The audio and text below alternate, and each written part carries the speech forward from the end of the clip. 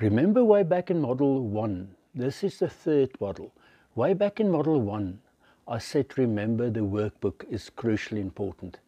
Now, if you need to go back and rewire yourself in this way, then you really need to take your workbook and sit down and say, okay, in my workbook in Module 1, I wrote down my goal, what I want to accomplish. Then you say, okay, so I'm not getting there. What specifically in terms of this is holding me back?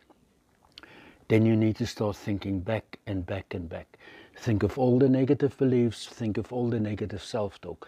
Think about all the negative programming that you have done to yourself or that other people have done to you.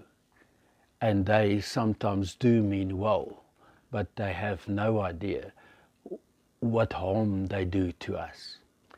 Now, you need to say, okay, I'm going to do the backtrack method.